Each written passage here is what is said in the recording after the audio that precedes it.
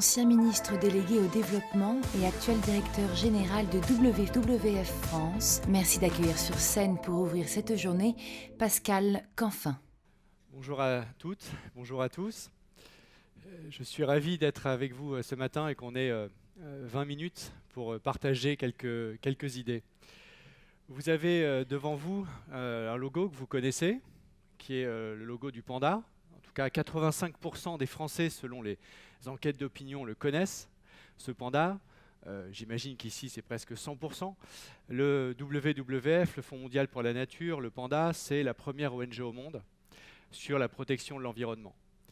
Et je trouve très intéressant de commencer cette journée avec un échange entre deux mondes qui ne se parlent pas assez. Le premier monde, c'est le vôtre, celui des startups, du numérique, du digital, de l'innovation.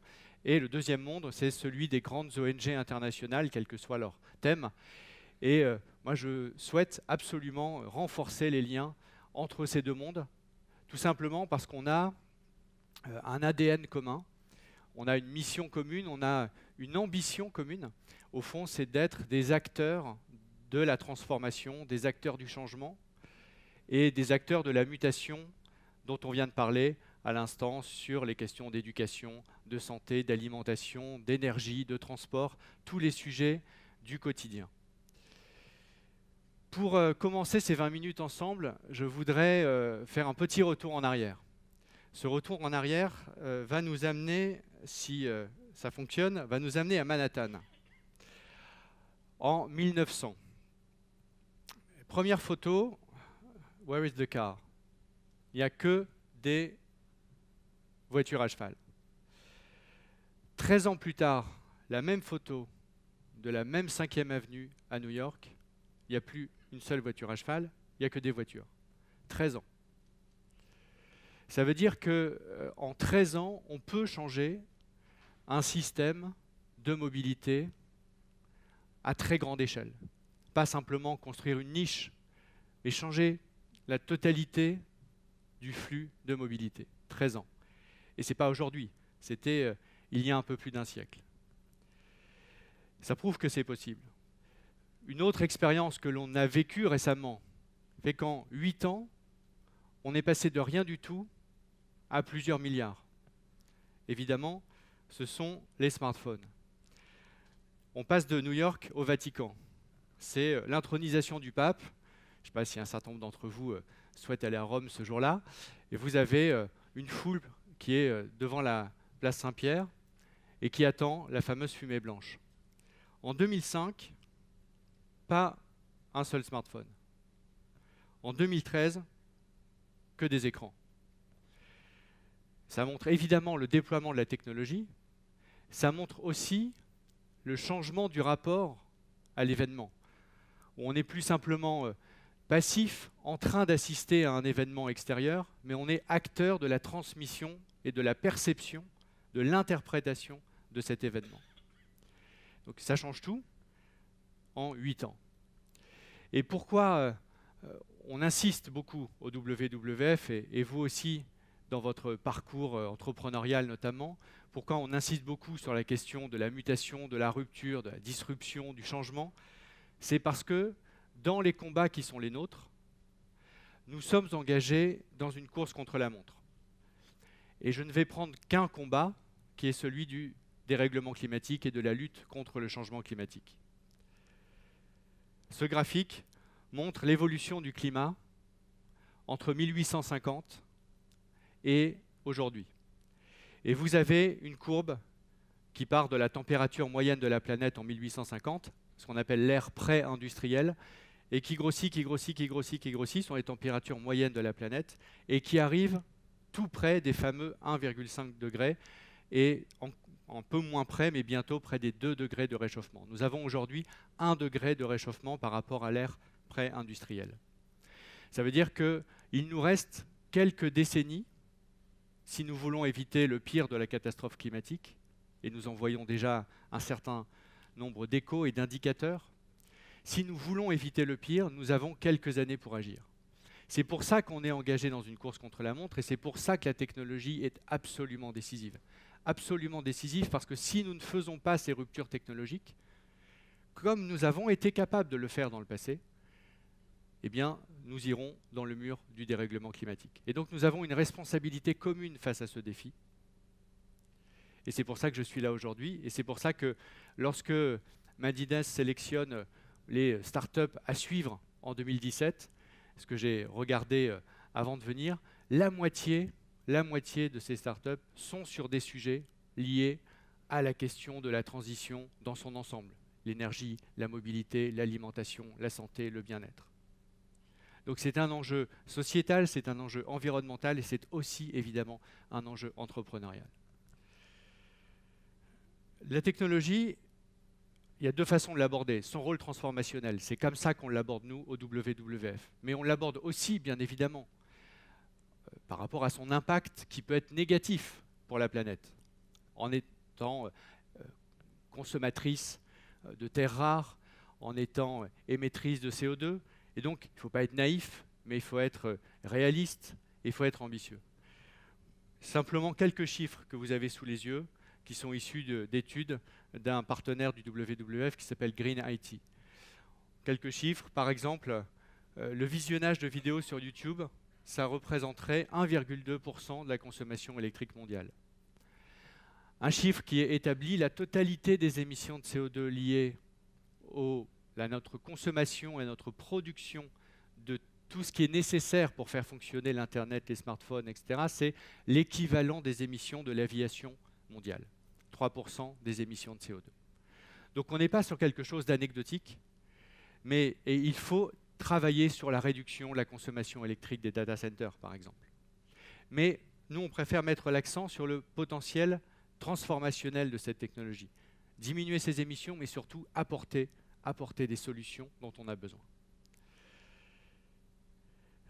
Un autre chiffre qui n'est pas d'ailleurs le juste puisque ça a été tronqué lorsque nous sommes passés dans ce format, ce n'est pas 10 millions de téléphones portables que nous avons tous dans nos poches, et dans nos tiroirs, et dans nos placards, etc.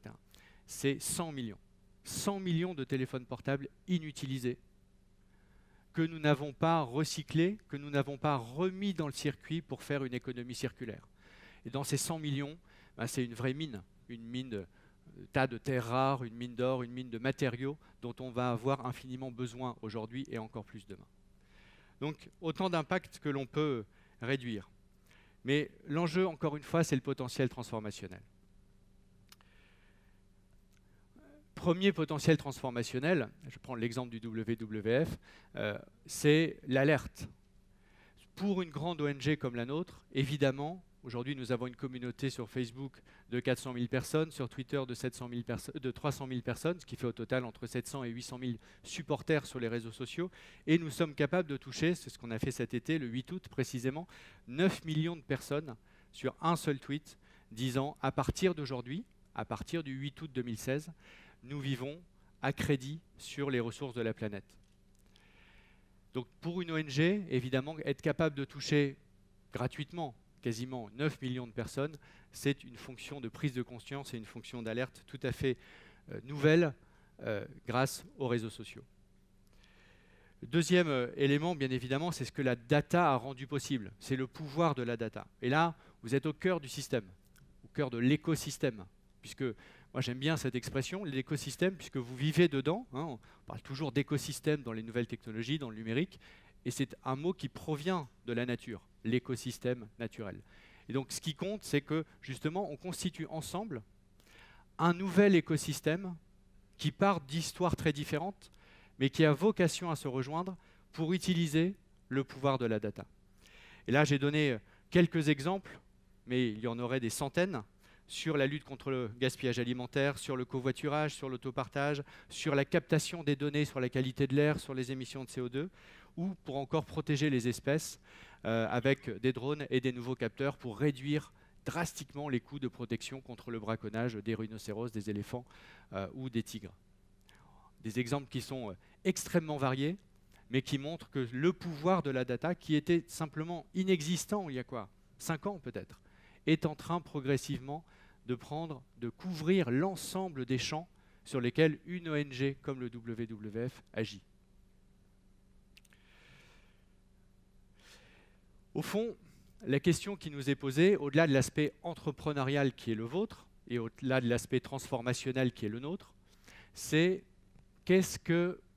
comment on agit ensemble dans une société qui est à la fois démocratique, et je crois que c'est un bien commun que l'on doit chérir plus que jamais, et une société numérique.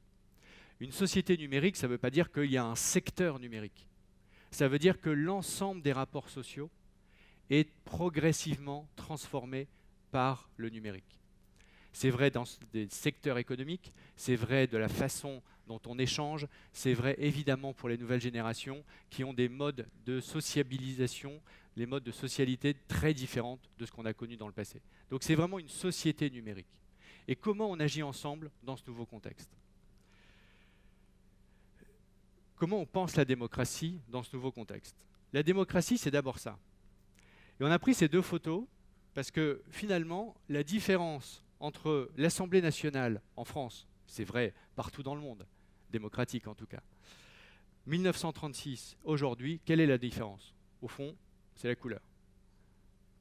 Parce que les femmes sont toujours aussi absentes, la diversité aussi, le process pour fabriquer les lois, et j'en fus dans ma vie antérieure, est exactement le même. La seule différence, c'est que vous avez des assistants de députés qui tweetent. Ok. Bon. À part ça, le numérique n'a absolument pas, à ce stade, aujourd'hui, on verra demain, transformé les institutions de la démocratie telles qu'elles sont établies et telles qu'elles ont été établies au fond au XIXe siècle. Puisqu'on aurait pu prendre une photo de 1880-90, on aurait eu la même chambre avec les mêmes députés en noir et blanc. Ça n'a pas changé. Qu'est-ce qui est arrivé au XXe siècle? Évidemment, la télé. Prenez une caméra en 1936, une caméra aujourd'hui. Évidemment, technologiquement, ça n'a plus rien à voir. Mais au fond, est-ce que c'est si différent?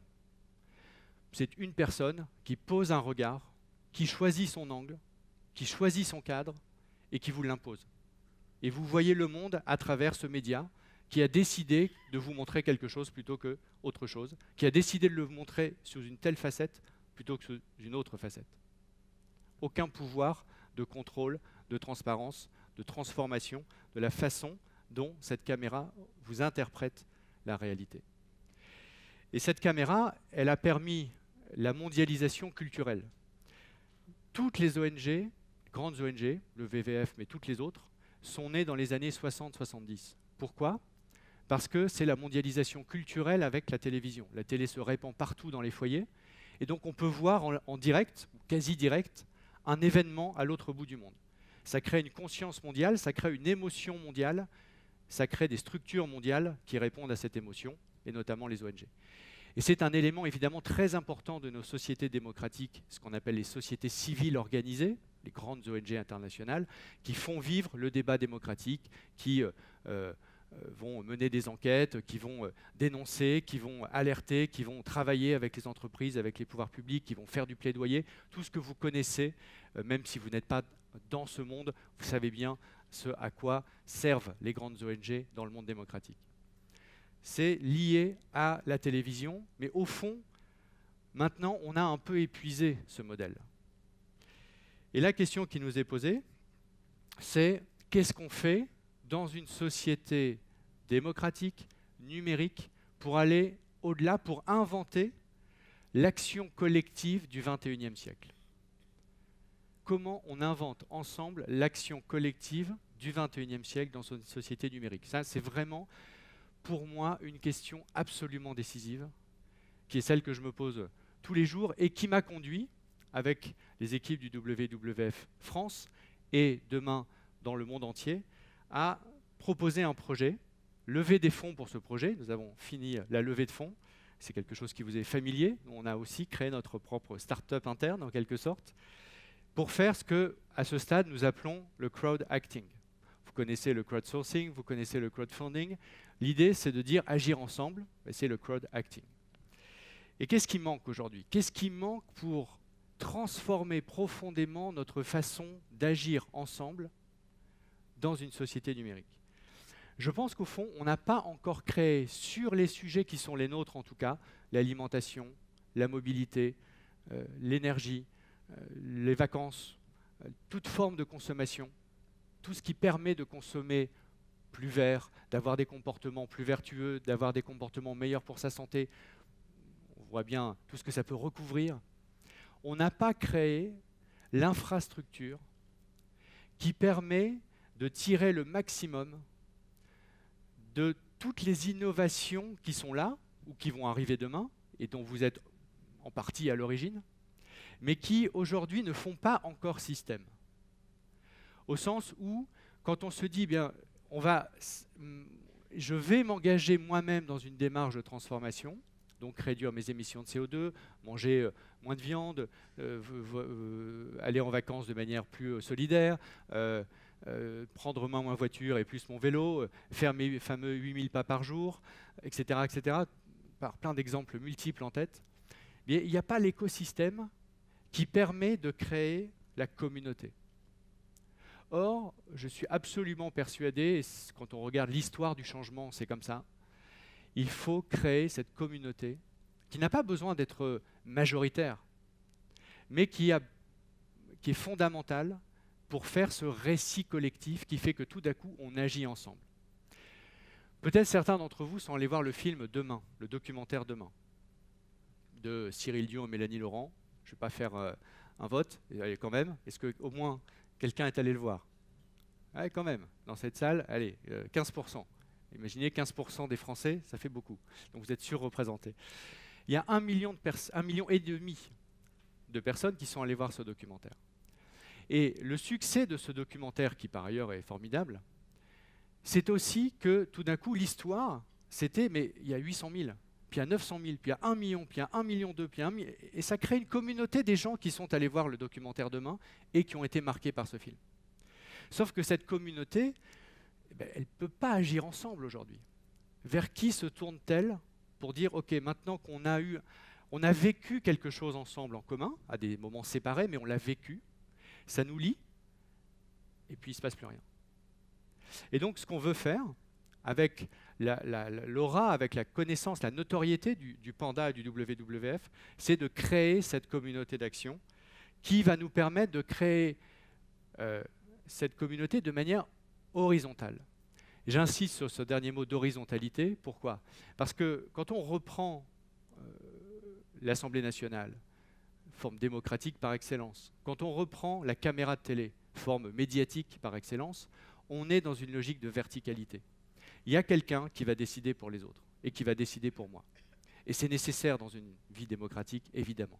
Mais ce que permet le numérique et ce que nous n'avons pas encore exploité, c'est de se dire, au fond, si on change tous un peu, à travers des petits gestes, mais si on est des millions à les faire, ils sont plus petits, ils changent tout, eh bien si on change tous un petit peu, ça change tout. Sauf qu'aujourd'hui, on n'a pas créé ce cadre, cette infrastructure. C'est un vieux mot, l'infrastructure. C'est vraiment du click and mortar, comme on dit. Mais dans l'ère numérique, c'est aussi des infrastructures. Et le fameux cloud, on sait très bien que derrière, il y a beaucoup de matérialité. Et donc, il faut qu'on crée cette infrastructure. Nous, on va le faire. On a levé les fonds pour le faire. On va le faire en France. On est accompagné pour le faire ensuite partout dans le monde. Et c'est la force d'une ONG comme le WWF, c'est d'être présent dans 100 pays. Et évidemment, si je suis là aujourd'hui avec vous, c'est que je suis absolument persuadé que cette aventure, on peut l'écrire ensemble et qu'on peut trouver des connexions, trouver des convergences d'intérêts, des convergences de technologies qui font que si on s'associe, eh bien on ira encore plus vite, on ira encore plus loin, parce qu'encore une fois, on est engagé dans une course contre la montre. Si nous agissons tous un peu, si on change tous un peu, ça change tout. Et le cœur du message, c'est qu'on est la solution. On a les solutions technologiques, on y est presque sur quasiment tous les sujets. Et lorsqu'on n'y est pas encore, on sait que la R&D est là. Et donc, il n'y a plus de grandes nouvelles frontières technologiques. Sur le plan de la mobilité électrique, on sait faire. Sur le plan du stockage de l'électricité, on y est presque. C'est une question de mois, une question d'années. Sur le plan des renouvelables, sur le plan de la mobilité propre, sur le plan de l'alimentation soutenable, on n'a quasiment plus de grandes ruptures technologiques. Pour moi, la grande rupture technologique, c'est de créer l'écosystème qui font qu'on a les solutions, mais on n'a pas encore l'écosystème de solutions qui fait que, hop, ça bascule. Et on a les solutions et on est la solution. On est la solution parce qu'on sait très bien que ce n'est pas simplement une question de techno, c'est aussi une question de techno, sinon on ne serait pas là tous ensemble. C'est une question de techno, mais c'est d'abord une question de valeur. C'est d'abord une question comportementale, c'est d'abord une question d'avoir envie d'aller dans cette direction ensemble. Et je suis absolument persuadé que ce panda, qui rassemble un certain nombre de gens dans ce logo, peut être cette plateforme qui permet d'agréger et qui permet de créer l'écosystème dont on manque encore. Il était prévu qu'il y ait quelques questions, et il nous reste 1 minute 17. Moi je le sais, vous ne le savez pas. Et je ne sais pas, vous devez avoir des codes, des questions, etc. Je ne sais pas si ça marche, si ça ne marche pas. Mais s'il n'y a pas de questions, il me reste 50 secondes pour vous remercier et pour d'avoir partagé ce moment, de m'avoir écouté. Et j'espère que ce qu'on est en train de faire avec le WWF, eh bien, vous allez pouvoir agréger, parce qu'on n'a pas vocation, nous, à faire à votre place. On n'a pas vocation à créer les startups. On a en revanche vocation à créer cet écosystème et cette infrastructure dans laquelle on va pouvoir orienter, ne serait-ce que notre communauté de 800 000 personnes et la communauté avec laquelle nous allons sortir cette application de crowd acting qui va être la série Plus belle la vie. La série Plus belle la vie, c'est 7 millions de téléspectateurs tous les jours. C'est la 2e plus grosse audience de France Télévisions. Sachez que si vous arrivez dans cet écosystème, eh bien vous bénéficierez de toute cette capacité à promouvoir les solutions pour changer les comportements, pas simplement les comportements des fameux bobos parisiens dont je suis et dont beaucoup d'entre vous êtes, mais les comportements de tous ceux qui regardent aussi Plus belle la vie. Je ne suis pas sûr que le taux d'audience de Plus belle la vie soit supérieur à celui de demain dans cette salle, mais c'est en agrégeant toutes ces communautés qu'on arrivera à faire le changement à grande échelle. Je vous remercie beaucoup.